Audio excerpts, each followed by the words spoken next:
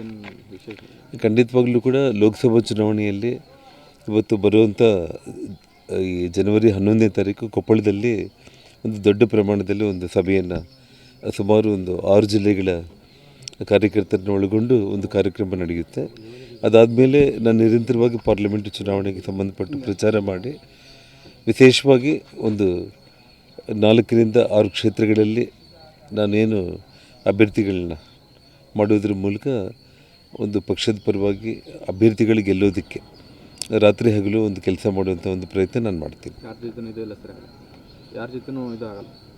ಒಂದು ತಮಗೆಲ್ಲ ಗೊತ್ತು, ಕಳೆದ ಒಂದು ಚುನಾವಣೆಯಲ್ಲೂ ಕೂಡ ಬೇರೆ ಯಾವುದೇ ಪಾರ್ಟಿಗಳು ಎಷ್ಟೇ ಪ್ರಯತ್ನ ಮಾಡಿದರೂ ಕೂಡ ನಾನು ಯಾರ ಜೊತೆಯಲ್ಲೂ ಕೂಡ ನಾನು ಹೊಂದಾಣಿಕೆಯನ್ನು ಮಾಡಿಕೊಂಡಿಲ್ಲ. ಸೊ ಹಾಗಾಗಿ ಇವತ್ತು ಕಲ್ಯಾಣ ರಾಜ್ಯ ಪ್ರಗತಿ ಪಕ್ಷ ತನ್ನ ಸ್ವಂತ ಬಲದ ಮೇಲೇ ಒಂದು ತನ್ನ ಇತಿಮಿತಿಗಳಲ್ಲೇ ಇವತ್ತು ಪಾರ್ಲಿಮೆಂಟ್ ಚುನಾವಣೆಯಲ್ಲಿ ನಾನು ಕಂಟೆಸ್ಟ್ ಮಾಡ್ತೀನಿ. ಸರ್, ಈಗೇನು ಪ್ರಯತ್ನಗಳು ನಡೀತಾ ಇದ್ದಾವೆ ಸರ್ BJPಯಿಂದ ನಿಮ್ಗೆ ಸಂಪರ್ಕಕ್ಕೆ ಬರಲಿಕ್ಕೆ?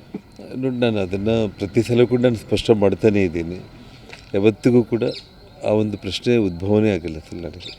ಅಂದರೆ ಯಾರ ಕಡೆಯಿಂದ ಕೂಡ ಪ್ರಯತ್ನಗಳು ಅವ್ರು ಏನೇ ಮಾಡಿದರೂ ಕೂಡ ನನ್ನ ನಿರ್ಧಾರ ಏನಿದೆ ತುಂಬ ದೃಢವಾಗಿರುವಂಥದ್ದು. ಸರ್, ಅವ್ರು ಪ್ರಯತ್ನ ಮಾಡ್ತಿರೋದು ನಿಜಾನಾ ಸರ್? ಹಾಗಾದರೆ ನಿಮಗೆ? ಸೊ ಹಾಗಂತಲ್ಲ, ಇವಾಗ ನೀವೇ ಹೇಳ್ತಾ ಇದ್ದೀರ ಅದನ್ನು ಪ್ರಯತ್ನ ಮಾಡ್ತಾ ಇದ್ದೀರ ಅಂತೇಳಿ. ಸೊ ಹಾಗಾಗಿ ಏನೇ ಇದ್ದರೂ ಕೂಡ ನಾನು ಕಲ್ಯಾಣ ರಾಜ್ಯ ಪ್ರಗತಿ ಪಕ್ಷವನ್ನು ತನ್ನ ಸ್ವಂತ ಬಲದ ಮೇಲೇ ಪಕ್ಷ ಕಟ್ಟುವಂಥ ಒಂದು ಇದಕ್ಕೆ ನಾನು ಪ್ರಯತ್ನ ಮಾಡ್ತೀನಿ. ಆಗಲೇ ಯಾವೊಂದು ಪಕ್ಷದ ಜೊತೆಯಲ್ಲೂ ಕೂಡ ನಾನು ಜಾಯ್ನ್ ಆಗುವಂಥ ಒಂದು ಪ್ರಶ್ನೆ ಬರುತ್ತೆ. ನಮ್ಮ ಕುಟುಂಬದವರು ಅಥವಾ ತಾವೇನಾದರೂ ಲೋಕಸಭಾ ಚುನಾವಣೆಯಲ್ಲಿ ಏನಾದರೂ ಸ್ಪರ್ಧೆ ಮಾಡುವಂಥ ವಿಚಾರ ಇಲ್ಲ.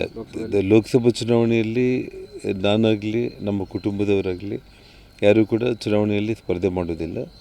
ಹೊಸ ಅಭ್ಯರ್ಥಿಗಳೇ ಈಗಾಗಲೇ ರೆಡಿಯಾಗಿದ್ದಾರೆ. ಅದನ್ನು ನಾನು ಜನವರಿ 11ನೇ ತಾರೀಕು ಕೊಪ್ಪಳ ಒಂದು ಸಭೆಯಲ್ಲಿ ಅವತ್ತು ಘೋಷಣೆ ಮಾಡೋದಾಗ್ತದೆ. 6 ಕ್ಷೇತ್ರಗಳು ಅಂದರೆ ನಾನು ಪ್ರಯತ್ನ ಮಾಡ್ತಾ ಇದ್ದೀನಿ. ಅಟ್ಲೀಸ್ಟ್ ಒಂದು 2 ಕ್ಷೇತ್ರಗಳಲ್ಲಂತೂ ಅವತ್ತು ಘೋಷಣೆ ಆಗುವಂಥದ್ದು ಆಗ್ಬೋದು. Thank you. ಓಕೆ.